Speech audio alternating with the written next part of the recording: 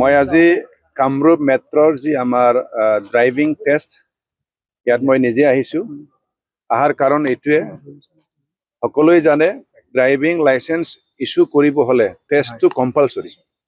কিন্তু মাজে মাজে বহুত অভিযোগ আহে যে কোনোবা ব্যক্তি টেষ্ট নোহোৱাকৈও ড্ৰাইভিং লাইসেন্স পায়। আৰু এনেকুৱাও আমি শুনো কেতিয়াবা কেণ্ডিডেটজন এটেনে নহয়। আৰু কেতিয়াবা আমি এনেকুৱাও অভিযোগ পাওঁ যে অন্য জিলাৰ মানুহবিলাকো বোলে আন এটা বেলেগ জিলালৈ যাই পেলাই মানে ড্ৰাইভিং লাইসেন্সটো লৈ আহে।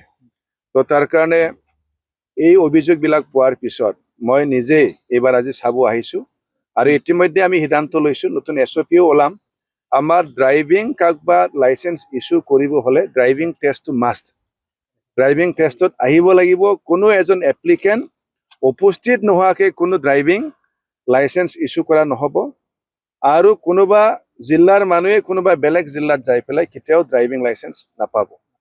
তো এইটো আমি ষ্ট্ৰিক্টলি লৈছোঁ। আৰু লোৱাৰ কাৰণ এইটোৱে যে যিহেতু ৰাইজৰ পৰা যথেষ্ট অভিযোগ আহিছে আৰু ৰোড এক্সিডেণ্ট ইমানেই বাঢ়িছে, আপোনালোকে নিশ্চয় দেখিছে, নিউজো বনাইছে ৰোড এক্সিডেণ্ট। আমি ৰোড ছেফটিৰ দ্বাৰা যিমানে আমি মানে চেষ্টা কৰি আছিলোঁ, কিন্তু তথাপিও অকণমান হ'লেও ৰোড এক্সিডেণ্ট বাঢ়িছে। তো এইবিলাক ঘটনাবিলাক সকলোকে দুখ দিয়ে। তাৰ কাৰণে ৰোড এক্সিডেণ্টটো কমাবৰ কাৰণে আমাৰ ট্ৰেইন বা স্কিল ড্ৰাইভাৰ হোৱাটো অত্যন্ত প্ৰয়োজন।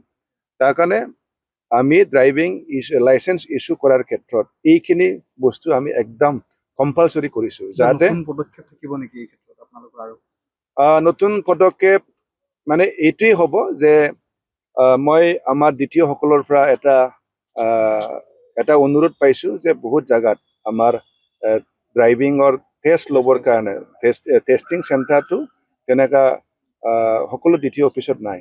তাৰ কাৰণে প্ৰপাৰলি যাতে আমি টেষ্ট ল'ব পাৰোঁ, ইয়াৰ কাৰণে মই এইবাৰ নোৱাৰিলেও মই অহা বছৰলৈকে প্ৰতিটো দ্বিতীয় অফিচবিলাকক তেনেকুৱা টেষ্ট ট্ৰেকবিলাক দিবৰ কাৰণে মই হাতত ল'ম বুলি মই এটা পৰিকল্পনা লৈছোঁ।